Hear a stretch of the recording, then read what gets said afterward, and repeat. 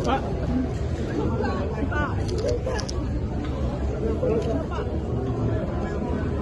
Saya bicara dulu ya.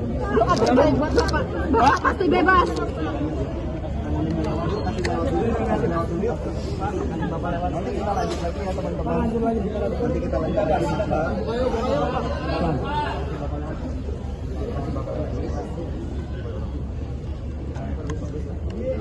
Lewat sana.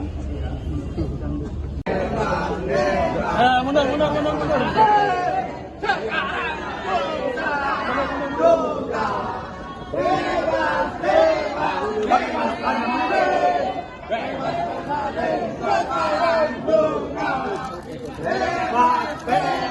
Bebaskan Nadiem sekarang juga.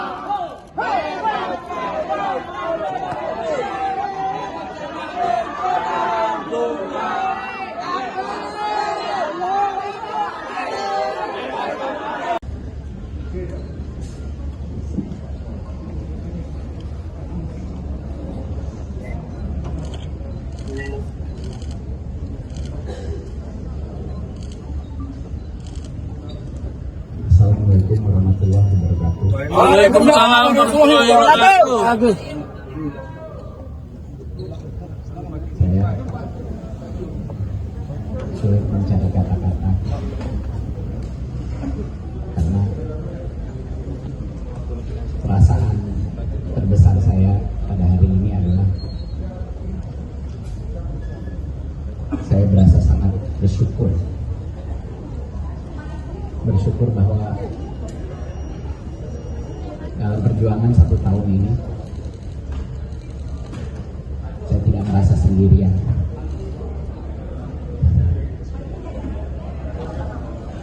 Apapun yang akan terjadi hari ini, saya yakin sekarang saya tidak sendirian karena saya punya keluarga saya punya dukungan dari berbagai kalangan masyarakat, dan saya punya kebenaran di sisi saya, dan karena itu Allah tidak akan pernah meninggalkan saya. Amin. Ketegangan di perbatasan Lebanon kembali menjadi sorotan di tengah upaya diplomasi internasional yang berlangsung di Swiss. Kepala Staf Angkatan Pertahanan Israel, Eyal Zamir, menegaskan bahwa gencatan senjata di wilayah tersebut masih sangat rapuh saat ia melakukan kunjungan ke Lebanon Selatan untuk meninjau langsung operasi militer. Zamir memperingatkan pasukan agar tetap dalam kesiapsiagaan tinggi dan siap kembali ke pertempuran kapan saja, dengan fokus utama melindungi wilayah utara Israel dari potensi serangan Hezbollah. Di saat yang sama, pembicaraan antara Amerika Serikat dan Iran terus berlanjut di Burgenstock, yang turut membentuk dinamika baru dalam eskalasi dan upaya perdamaian di kawasan tersebut.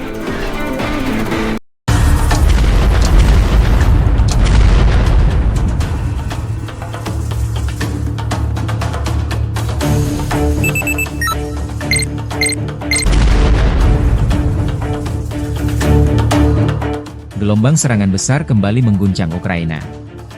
Rusia mengklaim berhasil menghancurkan pusat komando drone dan menyerang sejumlah fasilitas energi di beberapa wilayah, termasuk Kiev, Sumy, dan Chernigov.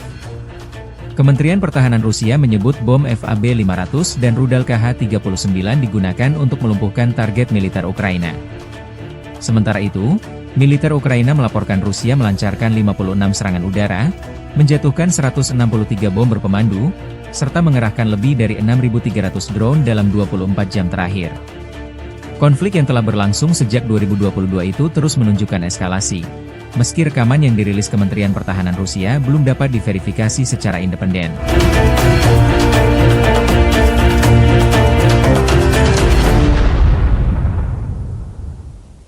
Pemirsa, Amerika Serikat dan Iran mencapai kesepakatan damai setelah kedua negara bertemu secara virtual pada hari Minggu. Sejumlah poin penting disepakati kedua negara termasuk penghentian perang secara menyeluruh.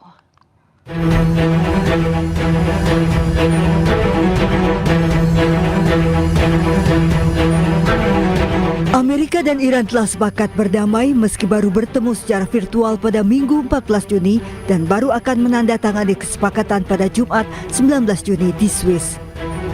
Tercapainya kesepakatan dua negara ini ditandai dengan asap putih yang keluar dari Gedung Putih sebagai tradisi yang selalu dijaga di Gedung Putih.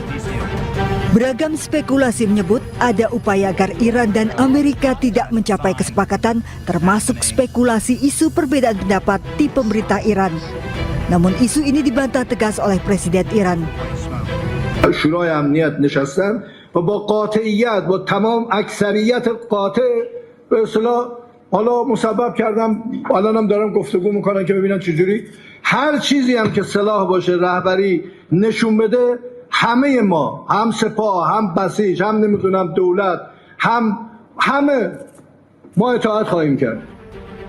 Dikutip dari kantor berita Mer Iran, sejumlah poin telah disepakati di antaranya. Berakhirnya perang secara menyeluruh, pencabutan blokade Amerika di perairan Oman. Selat Hormuz dibuka, sanksi Iran ditangguhkan. Rencana rekonstruksi Iran senilai 300 miliar dolar Amerika. Pencairan aset Iran yang dibekukan sebesar 24 miliar dolar Amerika yang setengahnya dibayar di muka, serta pembicaraan nuklir dalam 60 hari. Sejumlah negara sudah menyampaikan dukungan dan ucapan resmi atas tercapainya kesepakatan damai Amerika dan Iran, termasuk dari Sekjen PBB Antonio Guterres. Pemirsa, Presiden Amerika Serikat Donald Trump mengklaim berhasil mendorong tercapainya kesepakatan besar yang disebut akan membawa perdamaian dan juga keamanan di kawasan Timur Tengah. Melalui unggahan di media sosial, Trump menyatakan banyak presiden telah mencoba untuk berdamai dengan Iran dan semuanya gagal. Para pemimpin kawasan ini untuk pertama kalinya menemukan presiden yang mampu membantu mewujudkan perdamaian sejati.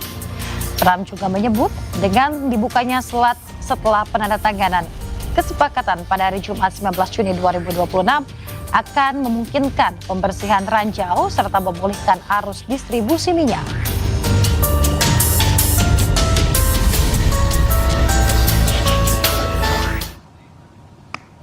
Ya, pemirsa, tentara Zionis Israel mendirikan pos pemeriksaan di daerah pedesaan Quneitra di Suriah Selatan.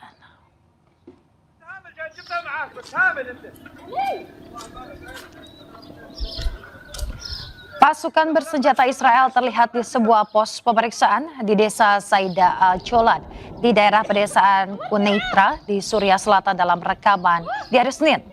Peristiwa ini terjadi kurang dari seminggu setelah media lokal melaporkan bahwa IDF telah mendirikan pos pemeriksaan di jalan yang menghubungkan desa Saida al-Jolan dan juga al-Mufaras di pedesaan Quneitra Selatan. Namun Israel tidak berkomentar terkait dugaan penyusupan tersebut. Menteri Pertahanan Israel Katz menyatakan tentara Israel akan tetap berada di zona keamanan di Lebanon, Suriah dan juga Gaza tanpa batasan waktu.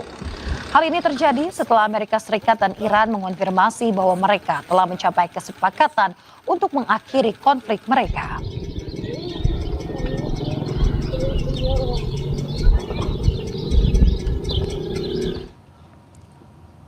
Pemirsa, pasukan Israel kembali membongkar paksa rumah-rumah warga Palestina di kota Jenin, tepi barat yang diduduki.